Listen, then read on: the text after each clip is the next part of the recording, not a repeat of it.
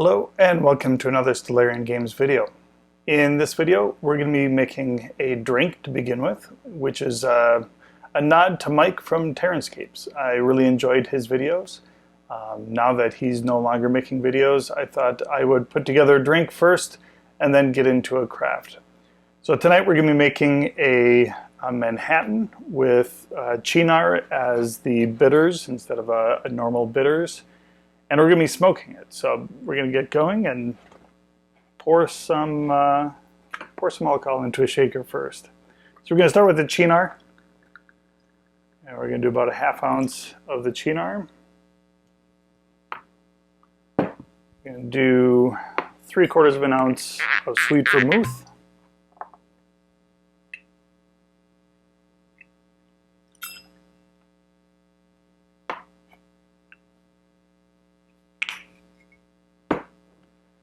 And we'll do two shots of a rye whiskey. The rye is a very classic component to a Manhattan.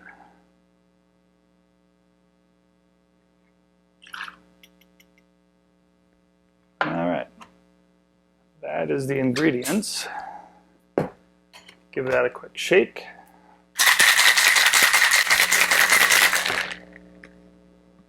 And pour the contents into a glass. All right. Now the trick to this Manhattan is really in the smoking. This adds a different level of flavor to the drink that you might not otherwise get in a normal Manhattan. All I'm doing is taking a sliver of hickory. I made this little contraption. It's just an upside down vase with a little container for the hot hickory. I'm just getting the hickory started on fire a little bit, putting it in the little container, and then putting it into the vase, which will extinguish the fire on the hickory and then provide a little smoke in the chamber itself. So it's still burning a little bit. Once it goes out, it will provide a little poof of smoke to the rest of the chamber. There it goes. And now we'll let this sit and smoke for a few minutes. So while this is smoking and getting ready, I'll get ready for our craft as well. All right, I think we're ready to begin our craft for today. Today we are going to be looking at a couple different tools that I've made over the years, really kind of jigs and tools that I use to make various textures for walls and specifically brick walls and maybe some floors as well. This item is a wall that I've made kind of brick by brick. I think I've done a video on this in the past. You can see it has a very thin upper wall, which is kind of neat. But it's all brick by brick done, and it's very slow, time-consuming work. It looks fantastic when it's done, but it is very slow. So today what we're going to be trying to do is make a little bit faster versions, just kind of really quick, throw them out there kind of versions. I wanted to make them similar size to this so that I could kind of supplement the walls that I have.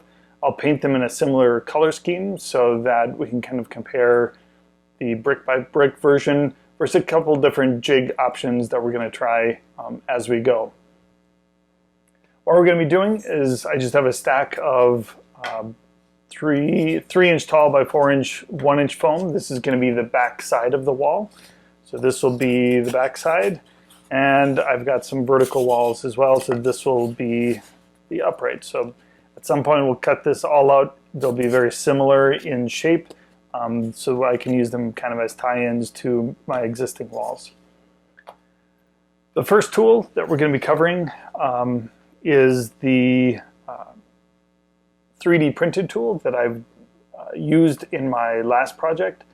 This one has a 1/4-inch scoring grid along the back side so that you can simply line it up and score your piece with these scoring blades. And then once it's scored, you can come along with these wedge components that are set at a 1/2 inch apart and put in the brick pattern alternating up and down your piece. we'll demonstrate what this looks like. It can go relatively quickly, so we'll start with that and see how it goes. So the first piece is going to be this backside. We're just going to line up the jig like this. It has a flat wall on the side, so you can run it along your wall and keep your lines nice and straight. Just kind of press in and drag those scoring blades across the piece. And that's it for the scoring. Sometimes you end up with some missing pieces. I end up just using a carving tool and filling in some of those scored lines. Just like that. And now we've got it filled in. Once that's filled in, we're going to come along with those wedges and simply put them into, line them up along that scored line, press in, and you have your vertical brick pattern. Just kind of alternate away from it. Score in, press in, press in, press in.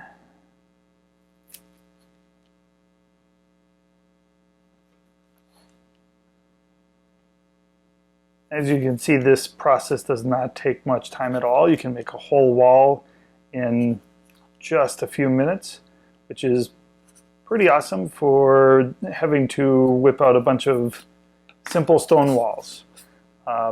There isn't anything fancy to that stone wall, so we'll leave it at that. The next piece I wanted to demonstrate is an older set of tools, my initial set of tools, that I had made out of wood and some metal pieces. For the scoring tool, I just have nails drilled through a 1" by 2" board set at a 1/4 inch. These are not perfectly set at a 1/4 inch because it's kind of hard to get that exactly 1/4 inch straight through, but it gives me essentially the same result. So let's try it on the back side.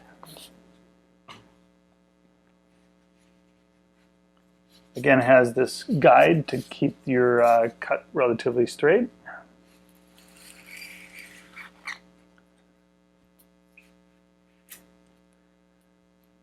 The next piece is a piece of masonite that I've cut slots in at a 1/2 inch and glued in small brass pieces, plates basically, that will do that vertical brick upright, just like the wedges do on the 3D printed piece. Just come along, do the same thing that we did before. Press in.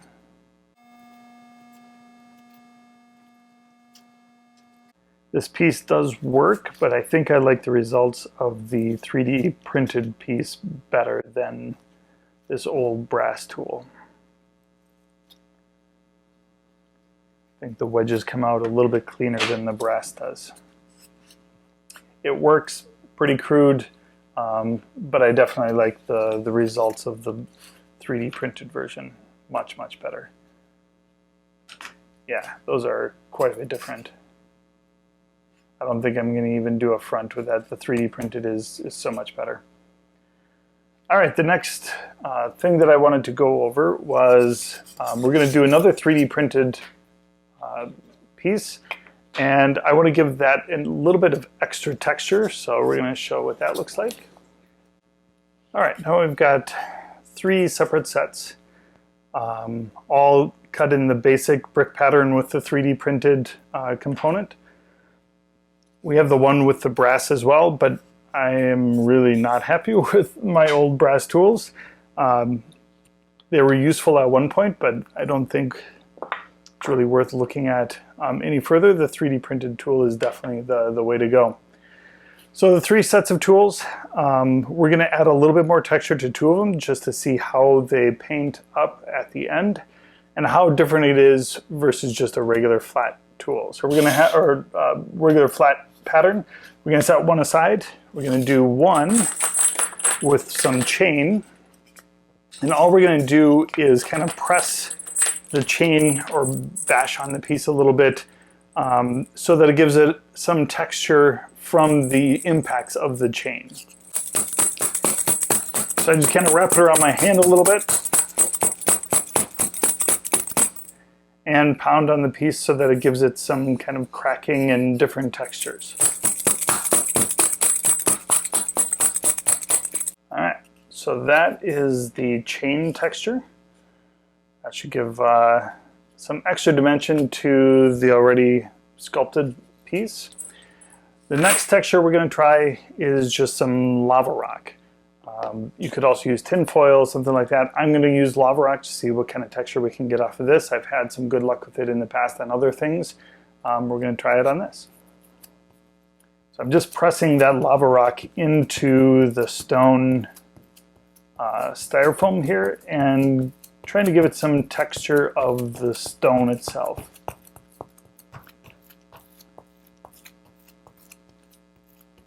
Initially you can see that it ends up with a very different kind of pattern, which is, I think, a very nice looking pattern, but it's very different from that chain. And maybe a combination of chain and stone would be an interesting trial, see how different that would look. The chain ends up giving it a very uneven look.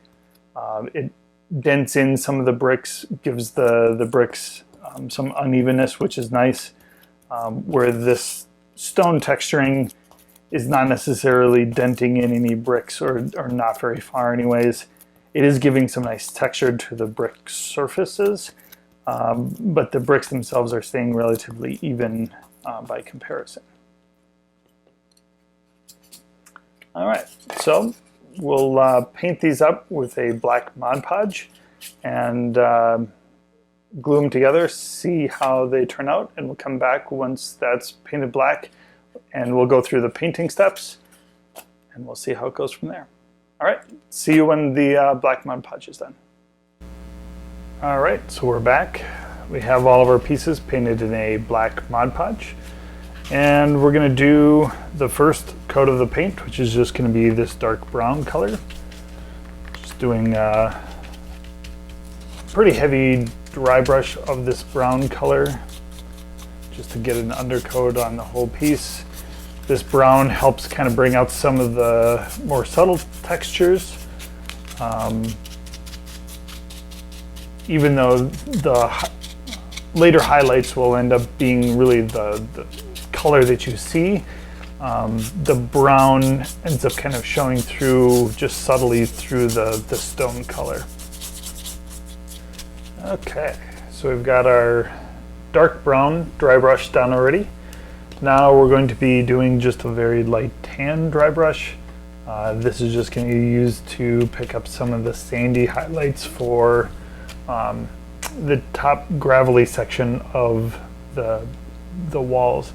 I glued on a little bit of sand before I did the black Mod Podge, and just going to use this to pick up some of that sand highlight. Make it look a little bit more like a gravel on the top wall, as if these are earthen-filled walls rather than solid stone walls. All right, next up we're going to do this gray paint highlight. So we're going to just grab some of this gray, add it to paper towel here. This ends up bringing out a little bit of the tan that we picked up in that first dry brush, and that's okay. It kind of bleeds into a little bit more of a gray eventually, but I want this to be really a light gray, so I'm going to try to knock off as much as I can and bring in more of a downward feel to the dry brush. The same kind of technique that I used on my castle wall video earlier. I think it's episode 2. All right, so these are the highlighted pieces. This one is the one that we did with just the chain. This is the one that we did with the stone, and this is the plain texture piece. And just looking between them, I think I like the one with the stone the best in terms of extra texture. There isn't a whole lot of difference between the chain and the plane.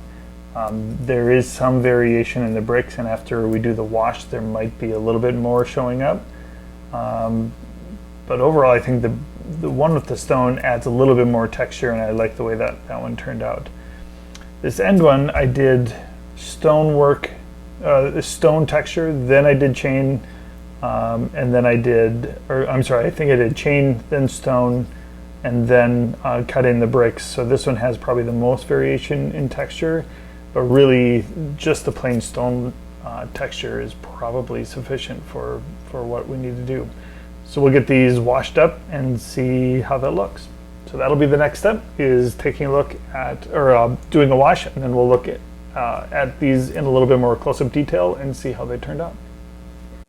Okay, so the wash is complete, and it's time to take a look at the finished product. First up, we're going to look at the original piece just so we have something to compare against. This is the one that had the individually laid stone walls. It takes a little bit of time to make these kinds of the walls, so I wanted to make a faster wall but still tie into the ones that I had already made. So this is the original, and the first one we're going to look at is the chain version. So this has the stone texture with a 3D printed tool and then bashed in with the chain. This turned out pretty well, side by side with the original. Really not a bad option for tying into the original walls. Next we have the one that was just textured with the stone. This one ended up being a little bit flatter overall texture, but still a decent alternative for making a wall that ties in. Lastly is the plain version. I think I would do more than just the plain. I think the plain is kind of the least interesting of them. The chain added some nice detail. The stone added some nice detail. This one ended up being a little bit plain and generic. It'll still work. I'll still be able to use it, but I think the texturing works a little bit nicer. Last up, we have the one where I did both the chain and the stone, and I think it turned out really well. The coloring is not quite the same, but it has a nice textured feel to it and ties together well. So that's all of the pieces compared to the original. I think they turned out really well. The 3D printed tool that I have been using, I posted onto Thingiverse. If you want to go out and download that, feel free to do so. It's a relatively easy prints without any rafts or supports or anything like that. And turns out pretty well for quick and easy walls. So this is a new format for me. I was trying to do kind of a live recorded version. If you like the format, let me know. If you don't like the format, let me know that as well. It helps me make the channel a little bit better. I wanted to try this out to see how I liked talking and working at the same time. I think overall I end up being a little bit more verbose when I'm doing the talking and working, which makes this video quite a bit longer than my normal ones. So I don't particularly like that aspect because I respect all of your time and I want to show you what I need to show you without spending 20 minutes doing so. But if you like the live version, please let me know. I'll try to do more of them. If you prefer the voiceover versions, let me know that as well. And that's it for this video. If you like the video and the channel, please hit the like button and subscribe. Thank you.